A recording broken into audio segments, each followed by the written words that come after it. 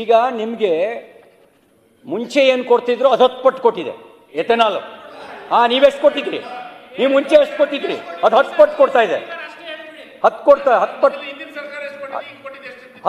ಪಟ್ಟು ಕೊಟ್ಟಿದೆ. ನೀವೇನು ಕಾಂಗ್ರೆಸ್ UPA ಸರ್ಕಾರ ಕೊಡ್ತಿದ್ರೆ 10 ಪಟ್ಟು ಕೊಟ್ಟಿದೆ.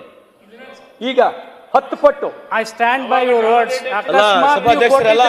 ನೀವು ಸ್ಪಷ್ಟೀಕರಣ ಕೊಡಬೇಕಿದ್ರೆ ಸುಮ್ಮನೆ ಆರ್ಕಿ ಉತ್ತರ ಕೊಟ್ಬಿಟ್ರೆ ಹೆಂಗೆ ಹೇಳಿ? ಆರ್ಕಿ ಉತ್ತರ ಈಗ ಹೆಂಗ್ ಬೇಕಿದಂಗೆ ರಾಜಕೀಯ ಮಾತಾಡೋದಾ ಇದು? ಸರ್ಕಾರದ ಈಗ 10 ಪಟ್ಟು ಸಾಲ ಆಗಿದೆ ಅಲ್ಲ ಸರ್ಕಾರದ ಹತ್ರ. ಈಗ ಈ ರೈತ ಸಮಸ್ಯೆ ಬಗೆಹರಿಸಬೇಕಾಗಿದ್ರೆ ನಾನು ಅಧಿಕಾರಕ್ಕೆ ಬಂದ್ರೆ ರೈತರ ಆದಾಯನ ದುಗುನಿ ಮಾಡ್ತೀನಿ ಅಂತ ಹೇಳಿದ್ರು, ಆಗ್ಬಿಡ್ತೀರಿ ಬಲ್ಲ ರೈತರ ಸಮಸ್ಯೆನ ಬಗೆಹರಿದೋಗ್ಬಿಡ್ತಲ್ಲ ಈ ದೇಶದಲ್ಲಿ.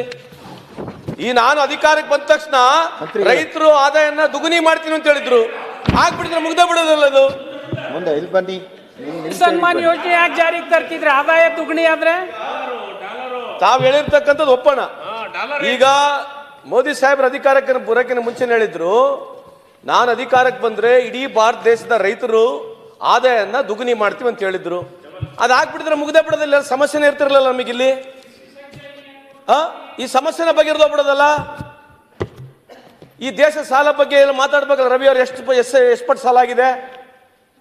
ಈಗ ಯಾವ್ದು ಬೇಕಾದ ಅನುಕೂಲವಾಗಿ ಮಾತಾಡ್ಬಿಟ್ರೆ ಹೆಂಗಿದು? ಯಾವ್ದಾರ ಒಂದು ಸಬ್ಜೆಕ್ಟ್ ಇದ್ರೆ ಸಬ್ಜೆಕ್ಟ್ ಬೇಕಾದ್ರೆ ಮಾತಾಡ್ಲಿ. ಈಗ ಸರ್ಕಾರ ಉತ್ತರ ಕೊಡ್ಬೇಕಾದ್ರೆ ನೀವು ಉತ್ತರ ಅಲ್ಲ, ಉತ್ತರ ಕೊಡೋಣ. ಬಟ್ ನೀವು ಏನ್ ಬೇಕಾದ್ರೆ ಹೇಳ್ಬಿಟ್ರೆ ಹೆಂಗ್ ಉತ್ತರ ಕೊಡ್ಬೇಕು? ಸರ್ಕಾರ ಉತ್ತರ ಕೊಡಕ್ಕಲ್ಲ, ಉತ್ತರ ಕೊಡ್ಬೇಕಂತಂದ್ರೆ ನೀವು ಯಾವಾಗ ಉತ್ತರ? ಇವತ್ತು ನೇಪಾಳ ದೇಶ 100 ರೂಪಾಯಿ ನೋಟ್ನಲ್ಲಿ ಕಾಲಾಪಾನಿ ತಗೊಂಡ್ಬಿಟ್ಟಿದೆ. ಚೈನಾ ಅರುಣಾಚಲ ತಗೊಂಡ್ಬಿಟ್ಟಿದ್ದ ಮಾತಾಡೋಣ. ಈಗ ಕೇಂದ್ರ ಏನು ಬಜೆಟ್ ನಲ್ಲಿ ಘೋಷಣೆ ಮಾಡಿತ್ತು ಅಥವಾ ಪ್ರಣಾಳಿಕೆಯಲ್ಲಿ ಘೋಷಣೆ ಮಾಡಿತ್ತು, ಅದನ್ನ ಪ್ರಶ್ನೆ ಕೇಳೋದಕ್ಕೆ ನಿಮ್ ಸಂಸದರು ಬಾಯಿಗೆ ಬೀಗ ಹಾಕೊಂಡಿದಾರ, ಕಡುಬಿಟ್ಕೊಂಡಿದಾರ. ನಾವು ನಿಮ್ ಪ್ರಣಾಳಿಕೆ ಪ್ರಶ್ನೆ ಮಾಡ್ತಾ ಇದೀವಿ. ನೀವು ಮಾತಾಡ್ರಿ,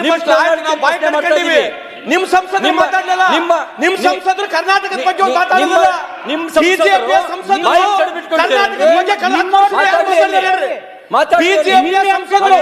ಕರ್ನಾಟಕದಲ್ಲಿರ್ತಕ್ಕಂಥ ಬಿಜೆಪಿ ಸಂಸದರು 11 ವರ್ಷದಲ್ಲಿ ಯಾರೇನ್ ಮಾತಾಡಿದಾರೆ ಹೇಳಿ ನೋಡೋಣ.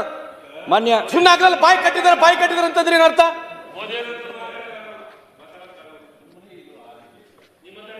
ರೈತರ ಬಗ್ಗೆ ಮಾತಾಡುವಾಗ ಕಡಾಡಿಯವರು ಸಂಸದರು ಮೊನ್ನೆ ತಾನೇ ಮಾಡಿದ್ರು. ಮೊನ್ನೆ ಪೇಪರಲ್ಲಿ ಇಲ್ವಾ? ಸದನ ಅಲ್ಲಿ ನಡೀತಾ ಇದೆ. ಅದಕ್ಕೆ ಬೆಲೆ ನಿಗದಿಗಳನ್ನು ಮಾಡ್ರಿ, ಬೆಲೆ ಹೆಚ್ಚು ಮಾಡ್ರಿ, ರೈತರ ಸಮಸ್ಯೆಗಳನ್ನ ಪರಿಹಾರ ಮಾಡಿಲ್ವಾ ಅಂದ್ರೆ ನೀವು ಓದ್ಲಿಲ್ಲ ಅಂದ್ರೆ ಆಯಾ ಸಂದರ್ಭದಲ್ಲಿ